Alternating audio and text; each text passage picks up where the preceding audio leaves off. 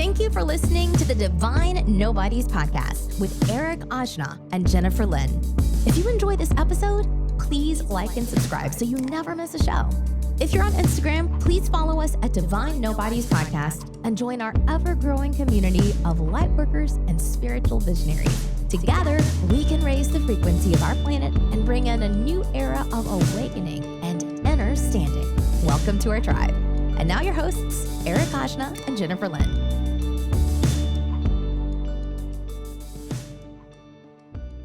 Oh, Mercury retrograde. We're still here, Jen. We're still here. I know. We made it. Yeah, we're still pushing through.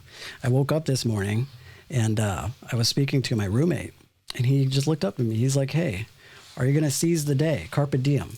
And I started actually really thinking about that. Yeah. Because, I mean, we all know what that means. But I started thinking about it, like seizing the day. We go about our lives spending so much time trying to seize the day. What about me? Like maybe what happens when the day seizes you? Oh man, the day seizes me all the time. Like, why can't the day seize me? I'm worth it. Yeah. You know what I mean? It's like we're always trying to chase after this seizing of the day. Yeah.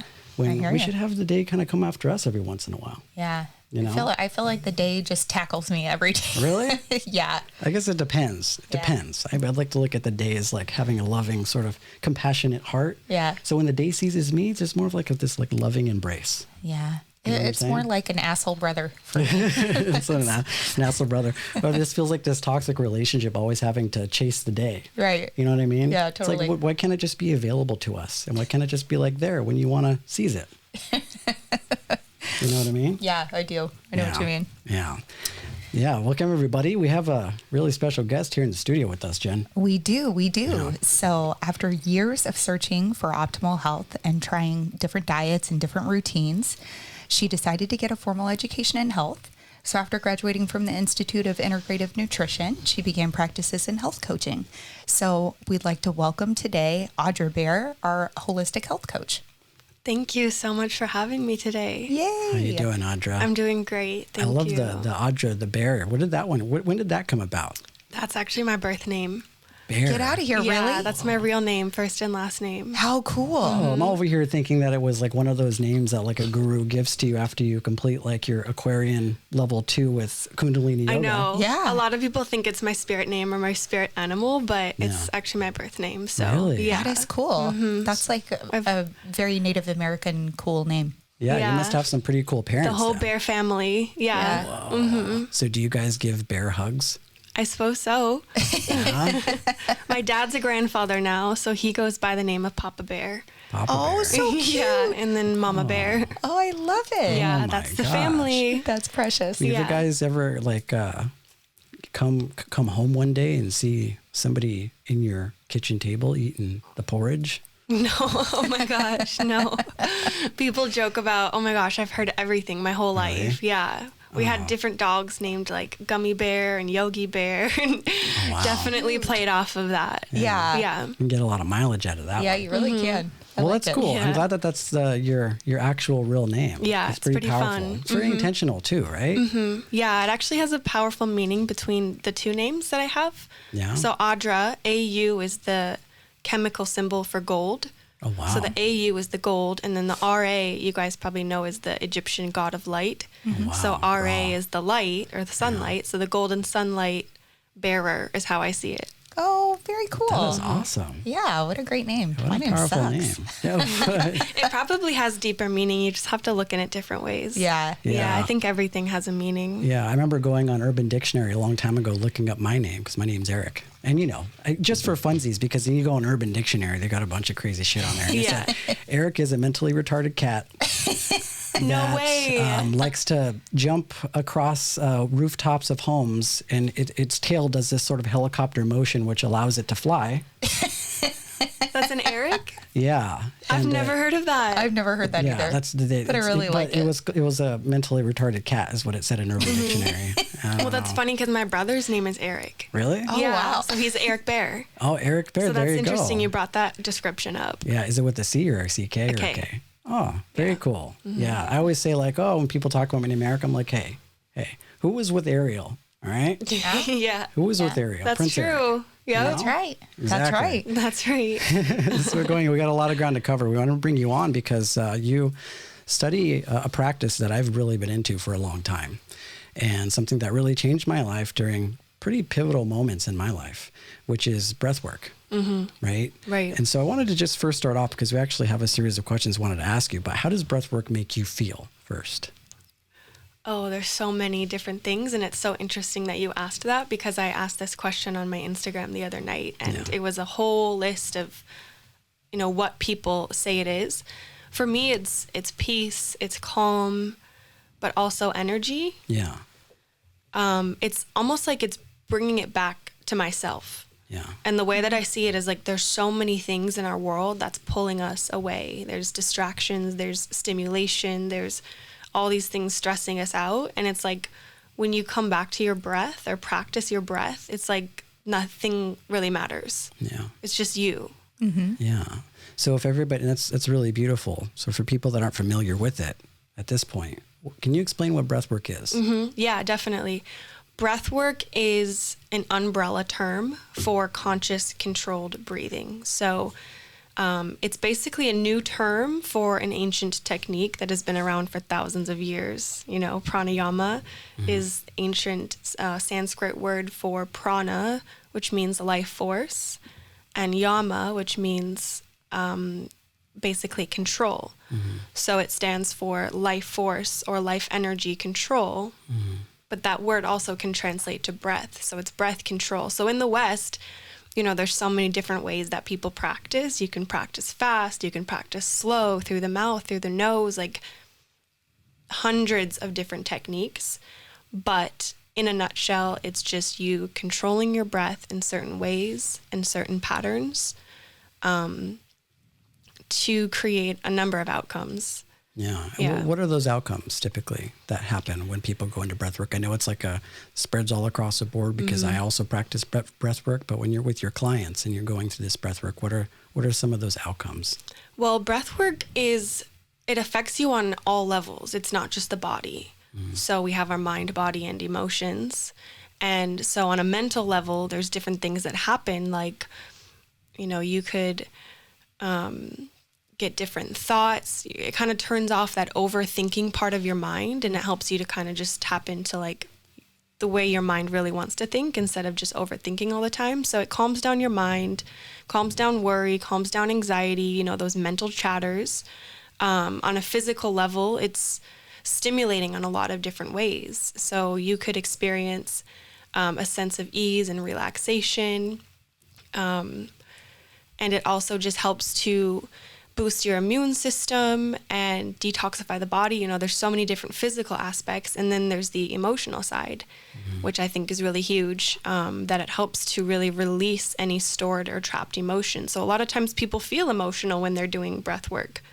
Now, you could feel sad, you could feel angry, you could feel all these different things, but it really just helps you to release what's already there. Yeah. I've only had one experience with breath work, and I was at Lightning in a Bottle, and it was with Starbuck Rob. You may even know him because he's in LA. Yeah. And it was the first and only breathwork class I'd ever gone to, and I thought it was really cool because it was like on the water, and there was a ton of people. There was probably 50 people there, and I had my husband there, and you know, we're like doing our thing, and there were people around us that were just like in tears, like just started crying, and then other people that like completely passed out. I mean, just everybody had a different response. And I thought it was really, really cool. I kind of went into like this, I don't want to call it a dream state, but kind of like, I don't know, more like a hypnosis. Yeah. Yeah. It was really cool. Yeah. That's so interesting. Yeah. Yeah. Is that something that you commonly see in people that do breath work in the classes? Because the reason why I ask is like, I think what you're referring to, Jen, like, because this is something that I've actually experienced myself. I went through a breathwork class. I used to go at this studio in Santa Monica, and it was during this Cacao-Halloween is the name of the event. Halloween? That's how cute is that? Like, That's so cute. Yeah, Clever. like Torquem G, he was one of the sound healers that was kind of facilitating that event, led that. And I was sitting down, and I think the reason why the cacao part comes into it is because you ingest cacao, and cacao seems to work really, really well with breath work, or at least like that sort of breathing technique that I had. And like, I started feeling that sort of like separation between myself and my spirit. And I started researching more about it. And it seems to happen to a lot of people that engage in sort of holotropic breathing, you know? And I would say that sort of process has been very psychedelic in my experience. Yeah. And I started reading up about it. Yeah. And they say that like you can create, if you're doing it a certain way, this sort of endogenous dimethyltryptamine response in your brain that is very similar to what people experience on things like plant medicine. And it can sometimes feel like a really mystical type of experience. Is that something that you commonly see? Yeah, well, a lot of people don't realize is that DMT, the dimethyltryptamine, is actually created and stored within the lungs. And so people travel all over the world to find plant medicines that will give them this out-of-body psychedelic experience. But in reality, we have this already inside of us. Right. And you can access those same places.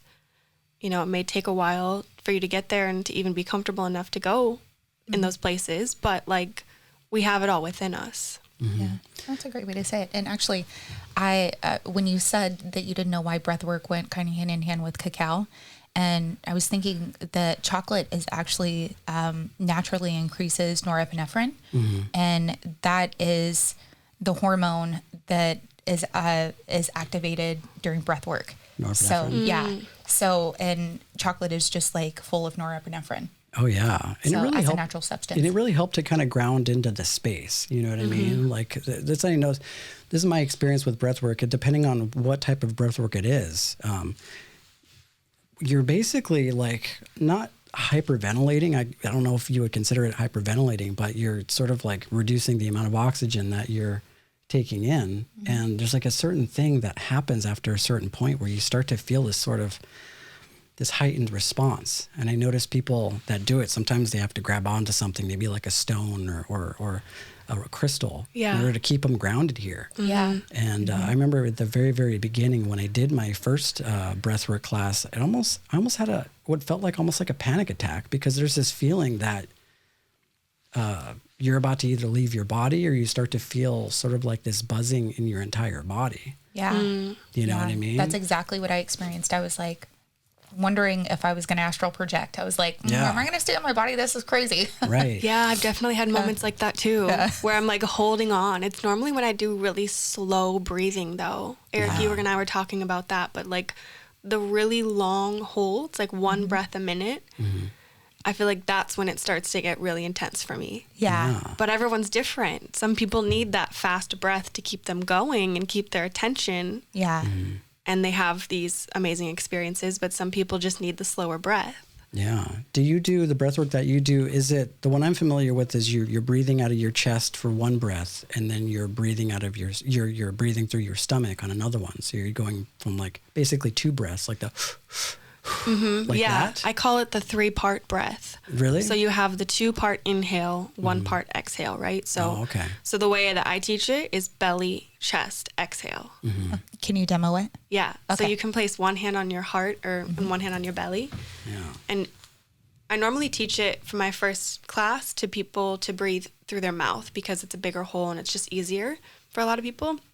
So breathing in through the mouth, expand your belly. So you want to push it out on that first inhale, like you're inflating a balloon in your belly. Second inhale into the chest, and you're lifting and raising your chest and your shoulders, and then exhale with a big sigh. You want to try that a few times? Yeah, let's do it. Okay. I'm down. Let's do that a few times. Okay. So put your hands on your chest and your belly. So breathe into your belly. Breathe into your chest. Let it out with a sigh. Belly. Chest. Let it out. One more time. Belly.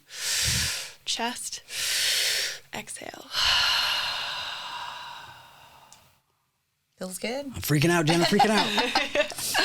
That usually happens really after like 10 minutes. Then you kind of start feeling things. Yeah. You absolutely do start feeling things. So anybody who hasn't tried it, highly recommend. 5 stars. It's good. Yeah. But this is really similar to Joe Dispenza's pineal gland meditation. So he talks about the same type of technique to pull the cerebral spinal fluid from the base of your spine to your brain. And he does the same type of breath, but continues After you breathe into your chest, he has you like breathe into your throat and then into your head. Oh, so you keep pulling it up. Pulling the energy up. Yeah. Oh, yeah. Yeah. So that's pretty cool. I've done that meditation a couple times. And actually that's the one that Gem Goddess did. And she said that she like went into a blissful state for like a week. Oh, yeah, yeah. It was just sort of like this random bout of samadhi that came from that experience. And that was the meditation where he was like, in space. Oh, yeah, he does that. Yeah, he does do that. How much space can you take up space or something? Yeah, I've been doing his meditations lately. Yeah. That's interesting you said that. Yeah, so try that one at the pineal gland meditation. And you can just like get it from YouTube. I mean, that's where I get it. Right. Yeah. And it's on Gaia too. Yeah. The interesting thing that you mentioned about when you're slowing the breath down so much, right? And this may not be as intense as maybe the constant 3 breath over and over and over again for like 30 minutes to 45 minutes. Yeah. But I noticed for me, something I discovered, I want to say at least 3 to 4 years ago when I would be in meditation. I would sit in meditation, I'm in my lotus pose, and I get to this place where like I'm barely breathing, like very, very subtly breathing. And I'd always have these sort of mystical experiences around that time. And I read a few books, and it got me into just researching what it's about. And I ran across like this Zen monk that was talking about meditation, and he was talking about like we have that sort of like I guess clinical terminology or the pharmacology of dimethyltryptamine being the DMT in our brain, but to Zen Buddhist monks thousands of years ago, they actually called it the death hormone. They actually... because it's released when you die. Exactly, yeah. And that's what they called it. They thought it was sort of like the bridge between our physical sort of reality and that sort of like spiritual dimension that we enter into after death. And that's really compelling because he was talking about plant medicine because a lot of those Zen Buddhist monks really got into that. And he was asked in that interview, like, well, what is it about the mystical state? He says that's the closest you can get to death without actually dying, because it slows down your body, it slows down your breathing, and of course there are other things that are going along with that. But the fact that like you slow down your breathing so much that you're almost tricking your body into thinking that it's almost like dying. Yeah. It's almost like experiencing this sort of death. Yeah. And astral projection is pretty much the same thing. Because the veil is getting thin. Yeah.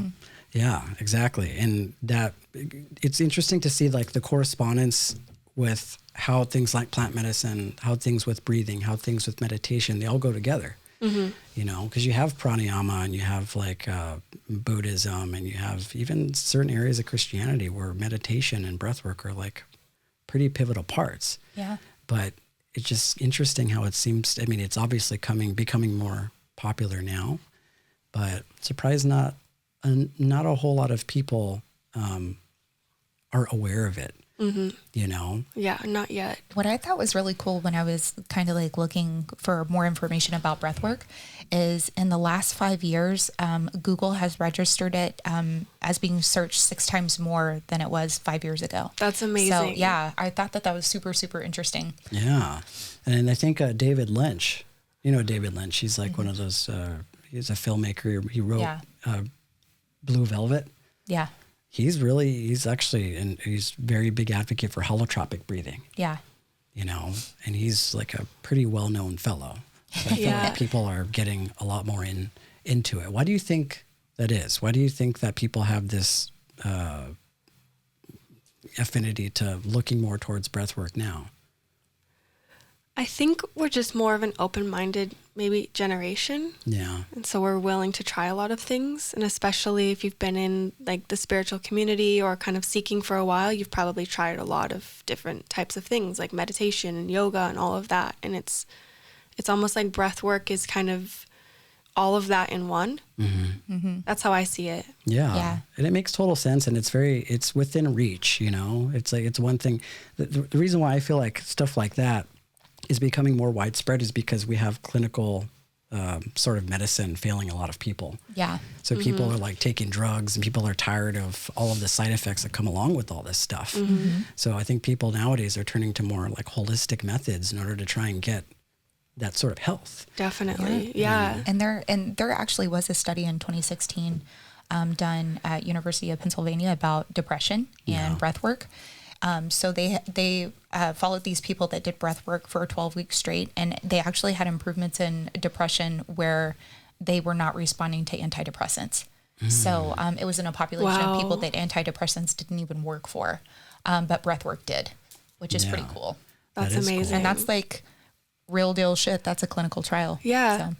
Yeah. And I feel like the FDA has to be, well, we have to be really careful because when people say that like breath work treats something, Yeah. and the FDA comes down on with that sort of thing. So they have to be really subliminal about like what type of benefits it has. FDA has been like that for a long time though, with even diets and cleanses and things. You can't ever call something a cure. Yeah, nothing's a cure. Even like everything's plant a treatment. nothing's a cure. Yeah. Unless it's pharmaceutical. Right. Yeah. It's almost like you don't want the FDA to know about it. You just kind of keep it under the rug. That's how like kratom tea is the same thing. Yeah. People, it's like a miracle plant for a lot of people, but you know, a lot of people are keeping it kind of hush hush because the second FDA gets a hold of it, it's gonna get crazy. I mean, but there's that's a double-edged sword too, right? Because then there's some people that really take advantage of the fact that there isn't really an overseeing agency for dietary supplements. That's true. Yeah. And there's a wide range of what you buy in the store. Like you really have to know what you're buying when you're buying dietary stuff. That's true. And buy from like a really reputable company. Yeah. Because there's a bunch of garbage. Yeah, that's true. That's out there. Yeah. Speaking of garbage, there's some areas of your page I was looking at, and you were talking a lot about detoxing the body with breath work. I'm really interested in that. How does breathing or breath work do that? Well, what a lot of people don't realize is that 70% of toxins are released just through breathing. And so people go on all these diets and cleanses and different things like that, and that's fine, but no matter how healthy you eat, if you're not breathing deep, your body actually has to work overtime to cleanse itself and to cleanse its organs. So most of the people in today's age in this country are breathing at about 50% capacity. That's pretty good. Yeah. Seeing how people sit a lot of the time and they don't really, not a lot of people are aware of their breath. Yeah. But when you think about some of those larger organs in the body, so the brain actually takes 30% of your oxygen supply, and then 20% goes to your digestive system. So that doesn't really leave much for the rest of your organs or anything else in your body. So this is why a lot of times people are feeling sluggish, tired, anxious, kind of those low vibe feelings, because it's not something that a lot of people are aware of, is breathing deep. And so that's a big thing that I teach when it comes to health coaching. You can go on all these diets, that's fine, but it's not until you actually get your breath right and practice a deep breathing routine that your body can actually heal itself and start working for you, instead of against you. Absolutely. Yeah. Yeah. Like, how do you think people breathe more often than not? Because I feel like breath work, it's like you're teaching them how to breathe very deeply. Or people obviously are taking shallow breaths, right? Yeah. And what is the catalyst to that? A lot of times backwards too. A lot of times people breathe backwards. You know how I had you put your hand on your belly and breathe into your belly? That's actually the natural way that we're supposed to breathe. Like you can see any child or any baby and they'll breathe into their belly. They don't care about sucking their stomach in or flexing their abs or anything like that. They'll just let their stomach kind of inflate and deflate as it needs to. And that's one of the best ways that we can get the most oxygen. But because of all the stress and everything in our environment these days, it's not just what we can see, but also like toxicity in the air, toxicity in our food, just EMFs and radiation, and all of this unconsciously can put our body in a state of stress. And so a lot of times people are breathing like they're stressed, and they're breathing up and they're breathing shallow and more into their chest, and it's hard to take a full breath in that state. Yeah. That is totally how I breathe. Jen. Never noticed that. But I do not breathe from my stomach. It's so unconscious, though. I breathe from my chest, and I breathe really shallow. Yeah. So anytime I get sick or any kind of like upper respiratory thing, it will not go away because I don't breathe deep enough to like clear it. So yeah, it's really unconscious. I feel like it's around the age of like 5 or 6 that we start to switch our breathing. And the reason is because like that's when a lot of kids go to school, so they're sitting all the time. there's more stress, more pressure, and it's the body image thing too. I think a lot of times for women, it's like you want to suck in or you want to have like a tight core. True. So then even tight pants, like yoga pants and high-waisted jeans and things don't allow you to actually take a full breath into your belly. Yeah. That's true. That is true. That's true. And there's something to be said about... I live in high-waisted yoga pants. Yeah. Especially since quarantine started. Yeah. There's something to be said about what you mentioned about from childhood, right? Like, because I feel like as a child, your breathing seems more organic and more natural, right? You're not really too concerned with how to control that because there's no sort of ideology or concept inside of your mind of, how you should breathe and how you shouldn't.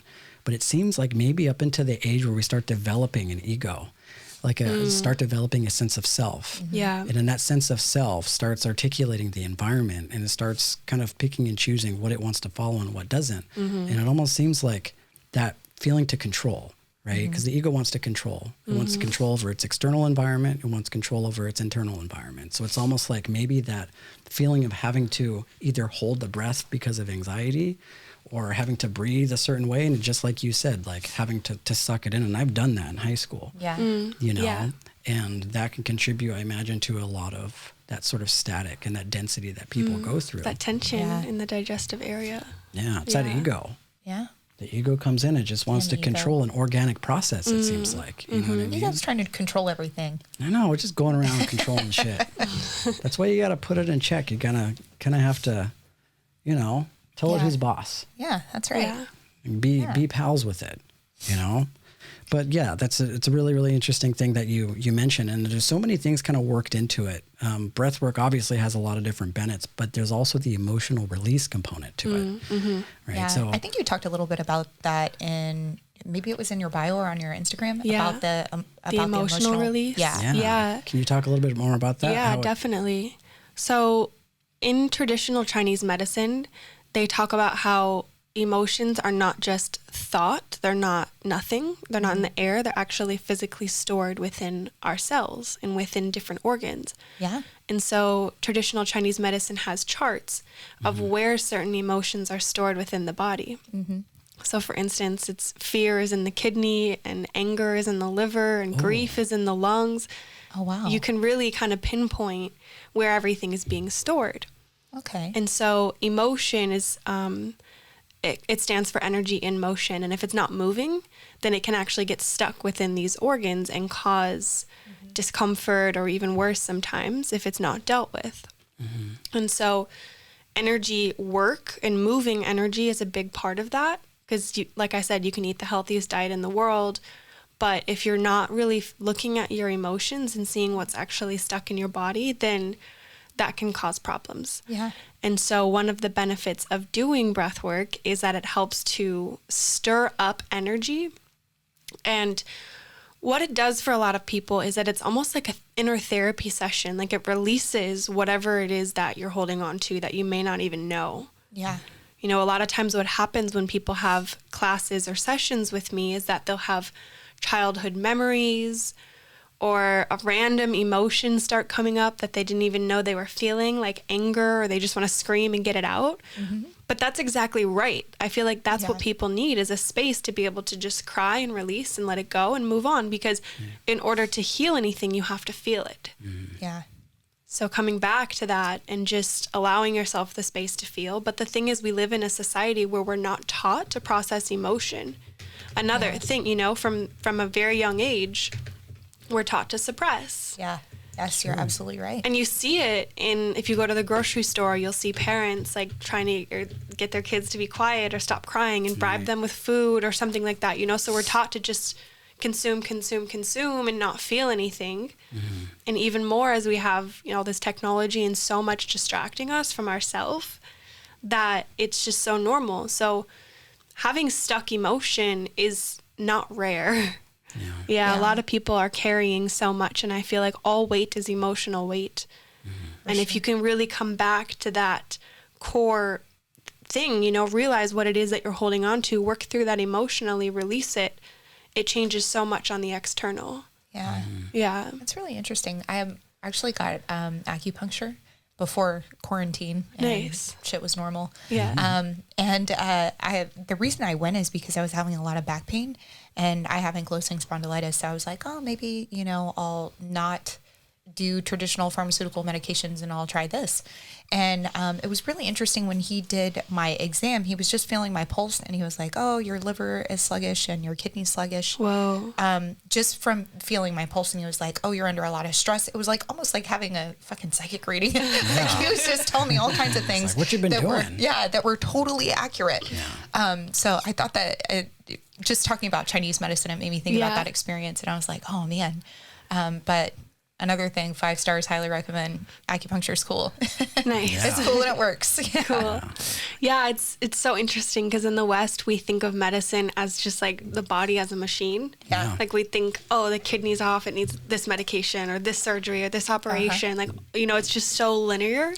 But in the East, they see it as more of like an energy being. Yeah. Like we're not just nothing. We're not robots. You can't just diagnose someone just because they have a symptom. Right. But that's how we see it in the West. And so thinking of a doctor that would check your palm for all these different things, and that feels like a psychic. That's so backwards for us, but that's really how we are. Yeah. Yeah, it's the interesting thing. And I think that's exemplifies kind of the West and this willingness and want to control everything.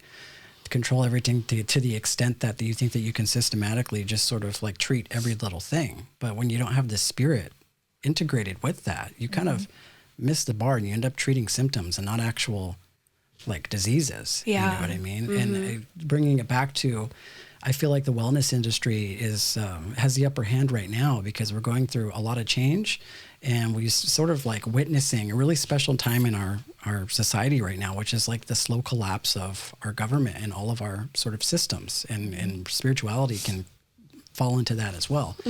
And I think that's the reason why people are turning more towards holistic medicine, like sound. I do sound healing, and you have like energy worker practitioners, like Reiki practitioners, and people like yourself. And there are people that are more open to it now. Like back when I was doing Reiki or not Reiki, but sound healing in 2012, people enjoyed it, but seeing the increase and the number of people that are getting into that sort of community has like risen like exponentially. Wow. Now more than it ever has. That's amazing. And I think it's because once the society starts going down these darker and darker paths, you have people that are falling into its darker path, which is unhealthy diets, drug addiction, all these things that are leading people down these really, really like dark spaces. And they're turning to professional help in order to help mitigate that or treat that. And they're starting to see all of like these side effects that come along with medication or any level of treatment. And they're saying, this isn't it. This isn't helping me get to the core. And I think like right now, because we're in that age of sort of Aquarius and enlightenment, people are waking up to a different type of energy. And I think that's the spirit. You know what I mean? Wow. Yeah. Yeah. I totally agree with that. Yeah. Yeah. And so I feel like it's the natural impulse. So we need people like yourself that are like teaching this type of medicine. Yeah. Because you're not only emphasizing the body, but you're showing how your spirit is like integrated with that. You know what I mean? Yeah.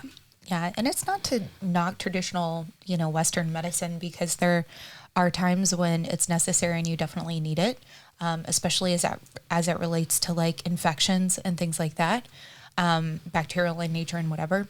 But it's thinking about the body in a holistic way where it's mind, body, spirit, all in the same thought pattern whenever you're providing treatment. Yeah. And that's not really something that is taught in medical school in the West. But I think it'd be really interesting. And I like going to doctors, especially Asian doctors that have like a combination of that, that have teachings in Eastern medicine as well as Western medicine. Yeah. That's my personal. It's like when COVID first came out, you weren't hearing like, oh, you need to eat a healthy diet, you need to exercise, this is preventative care. It's like, no. Yeah. Like you didn't hear the government slaying that at all. Joe Rogan actually talked a lot about it. The Hugh too. It's like, why are we just sitting here talking about vaccines? Right. And when we should telling people how to like remain healthy so that their immune systems can like get outside and exercise and all of those things that naturally boost your immune system. Right. It's like almost the opposite. Yeah, exactly. Almost the opposite. It's like you have this sort of free capability inside of you if you, and that's also another thing, right? Like we're searching outside for the answers to pretty much everything. And given there are things that we could look outside for, but it's like you're talking about breath work. I mean, that's inside of my little machine body I got. Exactly. Yeah. It's like meditation. It doesn't cost a dime. The only thing that it costs is time. That's it. That's right. Like, so there's really no excuse to do it, not to do it. Right. Yeah. You don't have to go anywhere. You don't have to go anywhere. Anything, you don't need special wear equipment. anything special or anything. Nothing. Yeah. So how did you get into this work with breath work? I was searching. In 2016, I think is when my inner healing journey really started. And I was struggling with an eating disorder. And that was kind of where everything started for me. I started going to therapy and had more of an interest in nutrition. And that's when I went to school for nutrition, got certified at the Institute of Integrative Nutrition. But I felt like I left school with more questions than I had answers. Like, it was so many different diets, like hundreds of diets that they were talking about. And I tried all these different ones, and I was looking for the optimals, perfect health, you know? Yeah. And I never really noticed anything different when I would switch diets, or like I just felt like I couldn't find anything that was right for me. Yeah. And so that's when I began looking into yoga and meditation and kind of trying a lot of different holistic things. Yeah. And all of that searching led me to find the practice of breath work. But it was really interesting because I actually did breath work for my first time after I had tried multiple plant medicines. And so having these psychedelic experiences with the plant medicine and then coming to find breath work as a practice. Yeah. My first session, I literally thought, why does anybody need drugs? Like, this is literally the same. Yeah. It felt like it for me. Yeah. And I remember it was kind of like a holotropic breath work the first time I ever did it, where we're laying down and breathing for like 45 or 50 minutes straight. And I remember leaving that class just feeling like on top of the world, like so good, so high. Like I'd never felt that good naturally before in my life. And I was hooked. Yeah. Yeah. Yeah. It's interesting. One thing that I notice about breathwork classes is kind of the same thing I notice when it comes to sound bath classes. Is that when you're in a group filled with all these people, one, you're laying on your back. That's one of the most intimate spaces that you could be in, because that's what you do when you sleep. Yeah. You know, It's a very vulnerable space. Yeah. And at the same time, you're with all these people that are doing the same thing. With their blankets and pillows. With their blankets and their pillows. And, you know, typically we save those motions of sleeping, or in that motions of sleep, like for ourselves and our partners. So the fact that you're in this large space with a lot of people that you don't know, automatically there's that vulnerability and then sense of almost like comfort and safety. And one thing that I noticed about the breath work when I would go through it, and even just being a participant in sound baths, is that you feel so much more connected to people because you're all doing it together. There's just something really powerful about a bunch of people in a space with the intention to heal those parts of themselves through that type of practice. And so you feel like cared for and you feel very nurtured. Yeah. And then the emotion that gets released too. Like I'm sure you noticed that when you had your class with Rob, where it was like some people crying, some people screaming, like, you know, someone laughing, like everyone's going through their own journey together. And it was cool because at the end he asked people who wanted to share their experience to share. And it was just really, really interesting to hear everybody had something different to add and a different type of experience. And some people went really personal and like went into like, oh, you know, I'm in recovery, or, you know, had personal experiences to share too, which I thought was really, really powerful. And it does help with the cohesion of the group and that like closeness to really understand what your neighbor is going through. Yeah. I think it definitely helps to talk about it too, especially after an experience like that. I remember going to Guy Douglas's sound bath, breathwork sound bath, and they did this thing towards the end where he would build up with the breath. They'd be doing like breathwork, that 3 breath thing for about 30 to 45 minutes. Yeah. And you feel that build up, and he's like banging on the, you know, the native drum. Whoa. And people are making all these crazy noises. 'Cause, you know, like when people get really into it, people start becoming, you know, like different animals. They start crowing, they start barking, they start growling like that. There's something inside of them that's coming out. It could just be like that that really intense energy being translated a certain way. And then he stops and all of a sudden people just scream at the top of their lungs.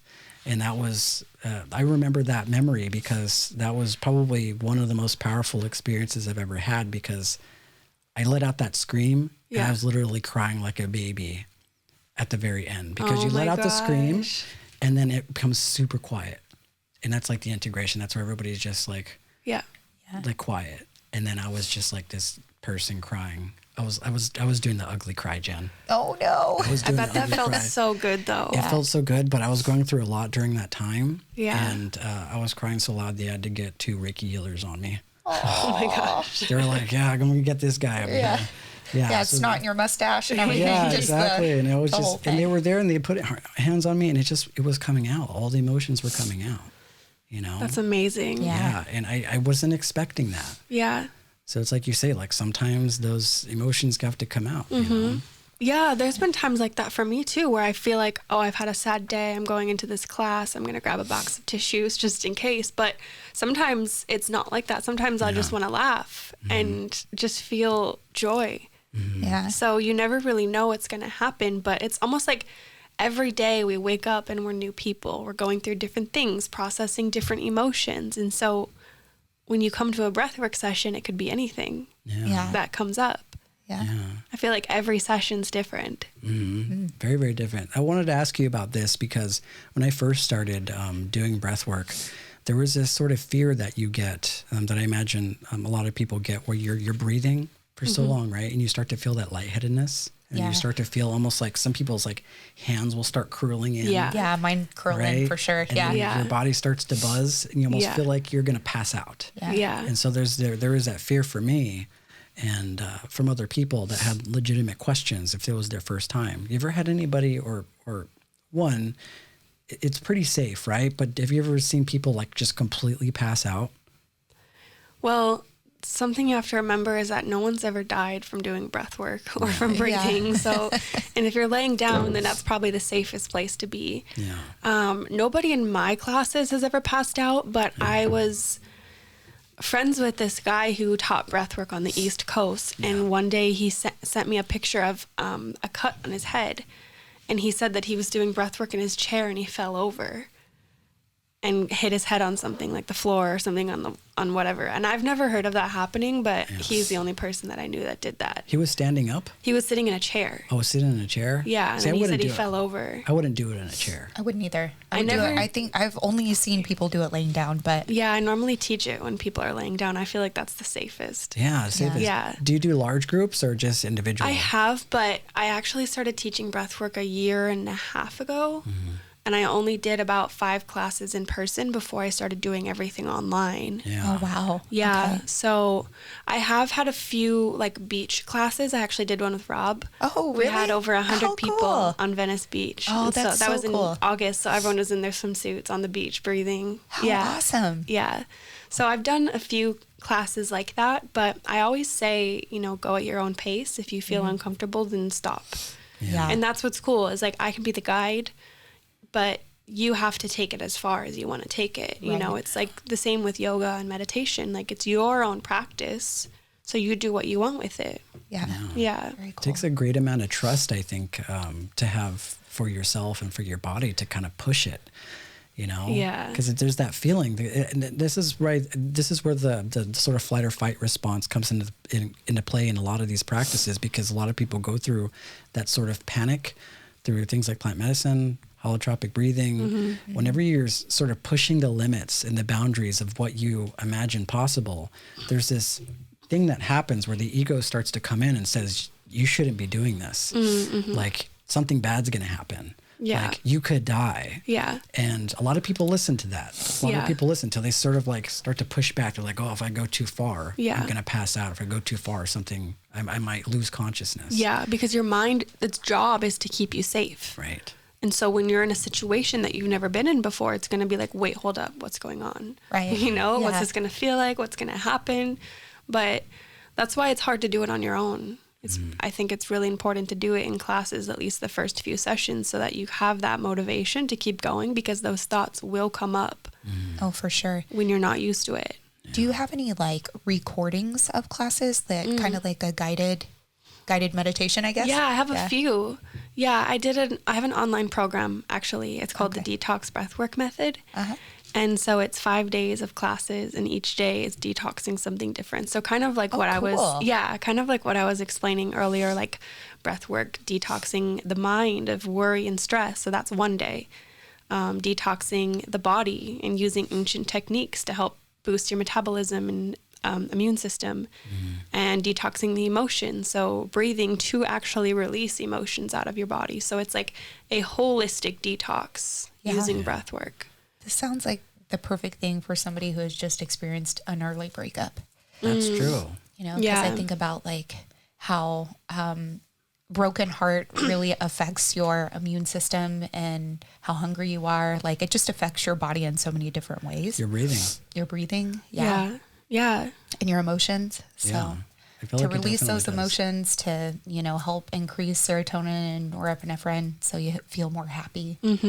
Yeah, and I think it helps you stay present too, right? Because one thing that happens, I think, especially, for example, like a breakup, is you're sort of like trying to circulate all these different memories and different like the what ifs, all the what ifs, like how could I have showed up? Why didn't I do this? Like what's all it gonna these be what like ifs. now, like all of that, and your body like responds to those emotions, and it responds to those images with a physiological response. And I'm coming from like my own experience where when you get so bottled up and, you know, hurt because of a breakup or somebody mistreating you, like you notice your body starts to tense up and you're breathing, like you're not breathing correctly. So I feel like it definitely makes sense to, breath work would be really powerful for something like that. Yeah. It's kind of like what Dr. Joe Dispenza says, where your body doesn't know the difference. It doesn't. He talks about creating your future and embodying the feelings of gratitude and happiness and excitement, you know.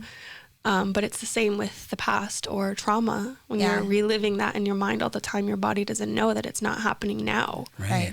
And so it can affect your breathing, and your body starts holding on to all this stress and everything. And that's true. Yeah. Something that I teach is that you can actually trick your mind into breathing like a relaxed person or like a happy person, because every breathing pattern and every breathing pace has an emotion related to it and a thought related to it. So when you're in a state of joy and bliss, naturally your breathing pattern is going to be a specific way.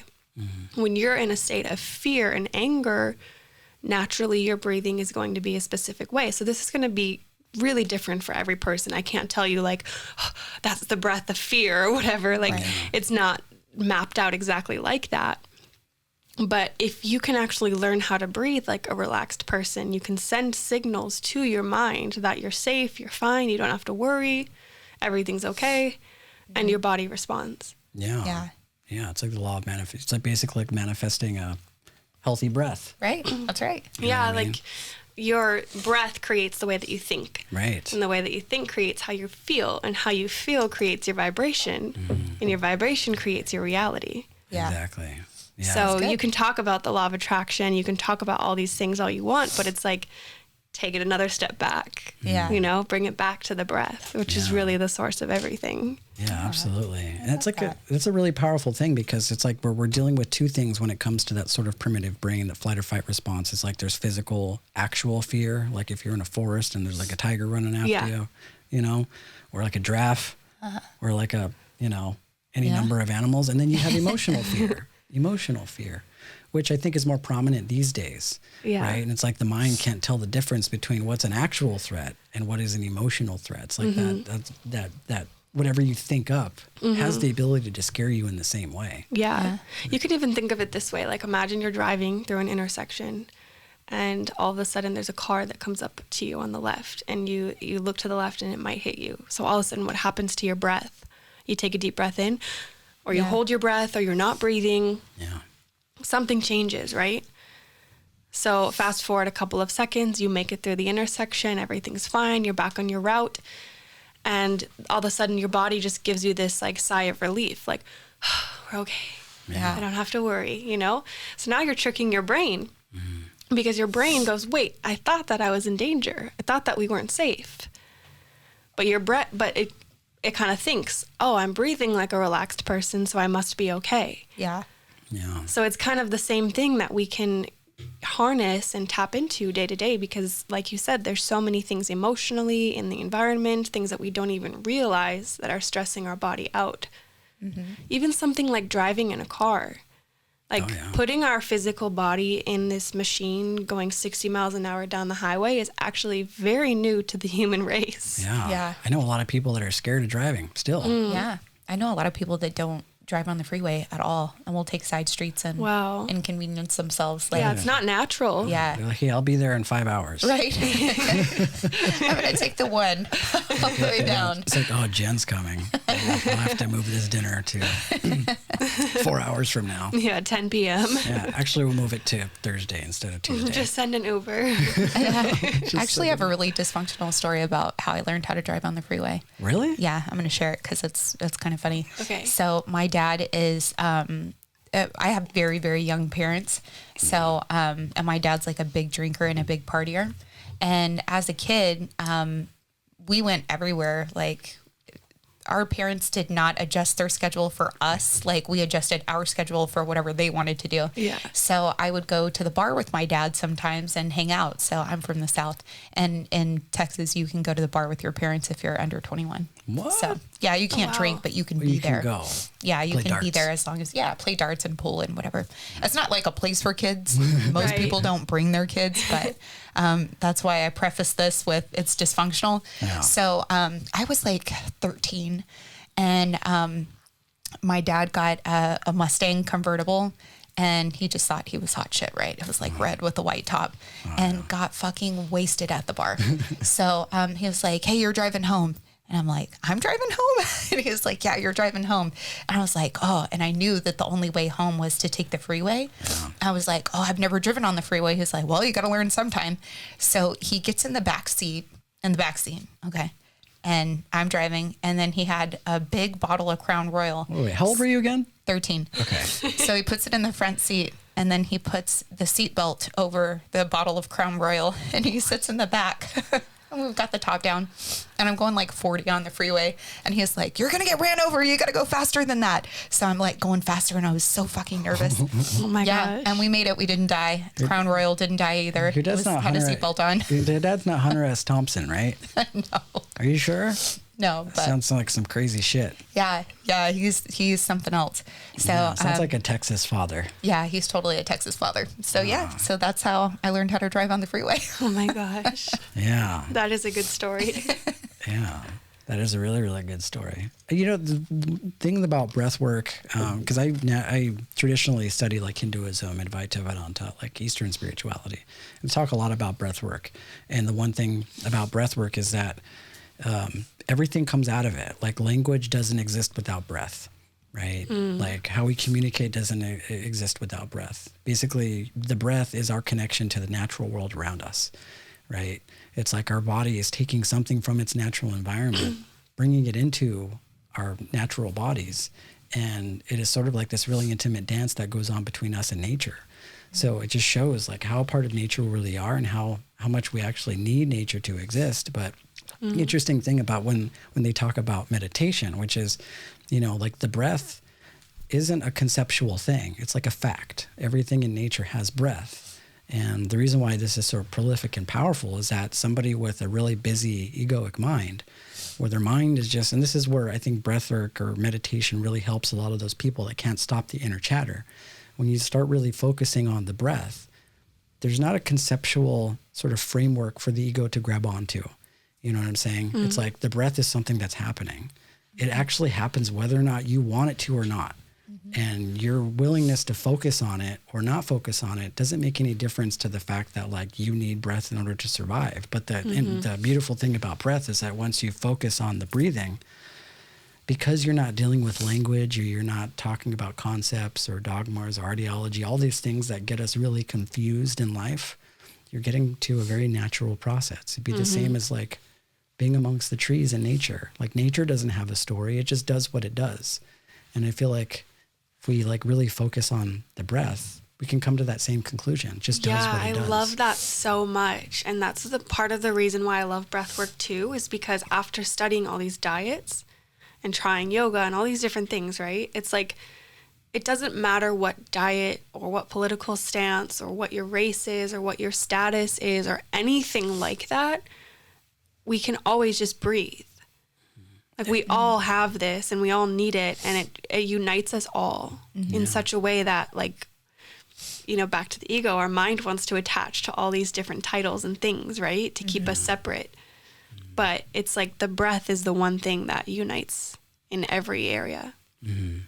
Yeah, there's a really good Jay Shetty quote in that book, Think Like a Monk. And he says the only thing that stays with you from the moment you're born until the moment you die is your breath. I was like, I was like, yeah. Yeah, that's powerful. Get it, Jay. Go get it, Jay.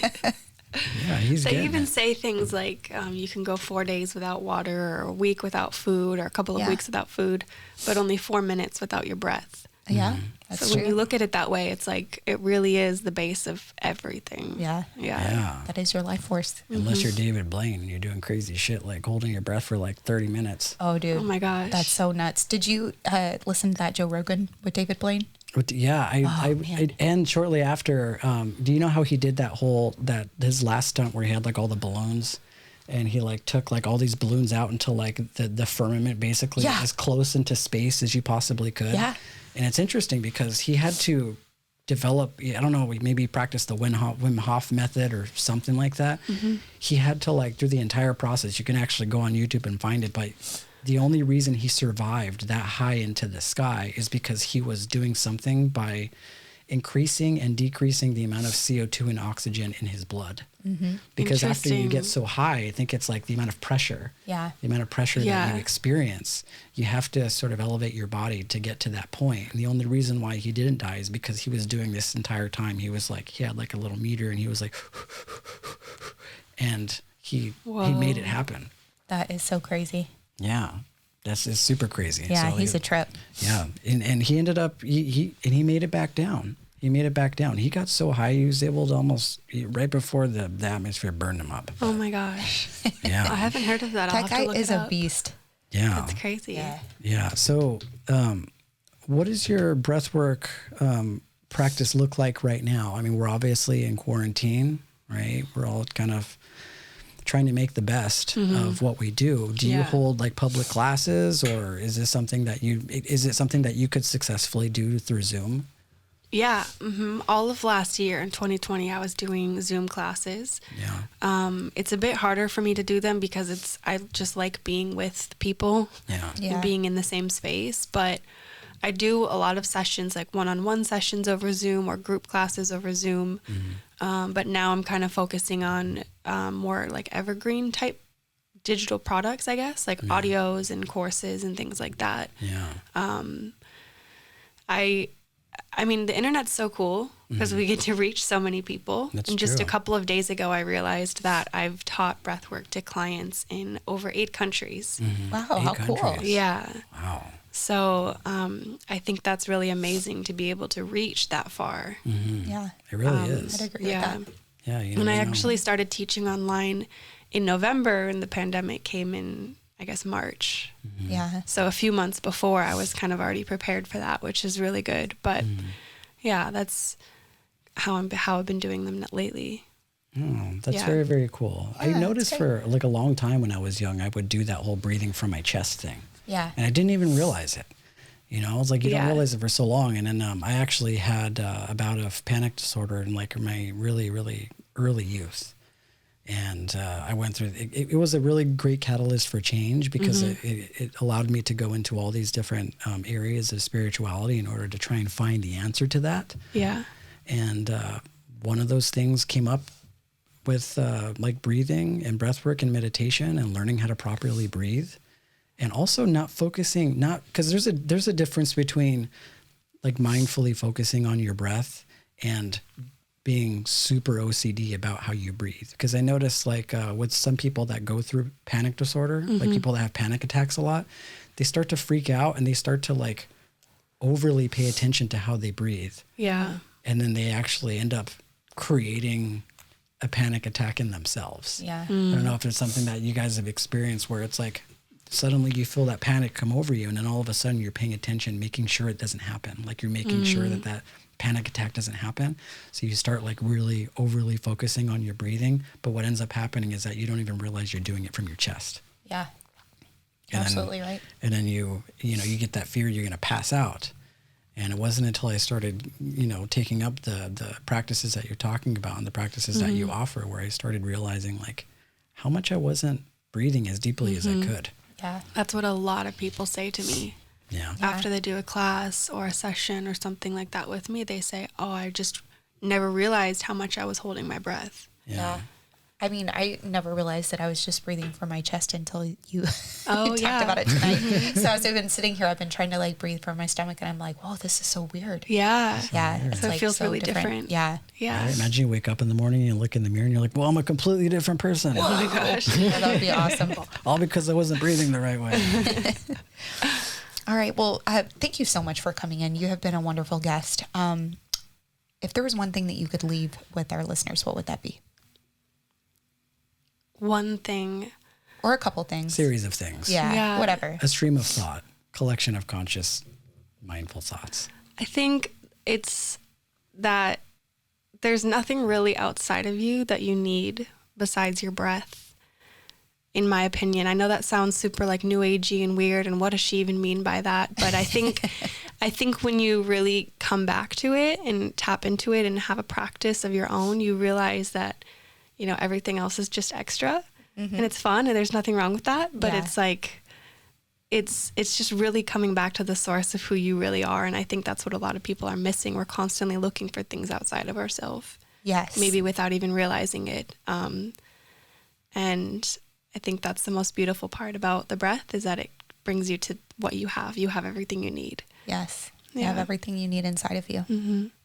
Wonderful. I That's love that. beautiful. Yeah. And one thing I really appreciate about like the type of work is that you have just like a presence to you. Yeah, you You're very, do. very easygoing, really easy to be around. You have a very pleasant energy. Thank Yeah, you. you are very pleasant pleasant. demeanor. I don't think I always used to be like that. Yeah. Yeah. I think the breath has really helped me to come into that present moment. Really? That's It's still a awesome. struggle. Yeah. Yeah, but it's just a reminder of like being here. This is all that matters. This is all we have. Right. Yeah. Yeah. Yeah, that's really inspiring. Thank you so much for sharing your journey with us. Thank you and for a little bit having of your me. magic and your practice. Definitely. Absolutely. You're So I do have some more information on breathwork on audrabear.com. Uh-huh. So you can check that out. And then I also have an album on Spotify. Oh, awesome. Yeah, it's called Spire. And it's 7 tracks. And each track is specifically designed for different energy centers within the body. And the whole album is about 27 minutes. It's a guided breathwork cool. album. So you can go through and do all the exercises. How awesome. Yeah. Cool. How do you spell the Spire? S-P-I-R-E? Correct. Yeah. Yeah. What it's a great under name. Audra Bear. Mm-hmm. Yeah. Spire is the root Latin word for spirit. Spirit, yeah. Or breath. And it's also the word in inspiration, respiration. And I just love that. I love that too. That's great. Yeah. And then also your social media handles are at Audra Bear, Correct. right? Yeah. Okay. Just Audra Bear across the board. Across the board. Easy Yep. enough. Yeah, she's got a lot of really amazing work on there. She talks a lot about breath work.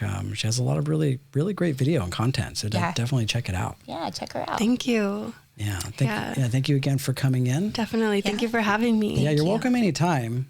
Anytime you want to come into the studio and just hang out with us. Great, We good like to that know. we do have some friend of the podcast sort of episodes. So Nice. if you're ever in the neighborhood, let us know. Amazing. Thank you. We'll talk about what's going on. Thank you guys for tuning in to Divine Nobodies podcast. You can find this episode also on YouTube. We're going to be posting the video there. If you guys want to circle back and watch all three of us do breath work, that'd be something to check out. You can also find us on all the major platforms. You can go directly to our website, but check us out on Instagram. We have all of our content down there. And I think that's pretty much it, right? I think that's it. Yeah. Yeah, everybody stay safe out there. That was because of Mercury retrograde. It by was the way. retrograde. Mercury Gotcha. retrograde got me in my language. Breathe deep, just like Audra Bear says. Breathe deep. That's right. Yeah. Breathe hard. Namaste, Anyways, friends. Namaste, friends.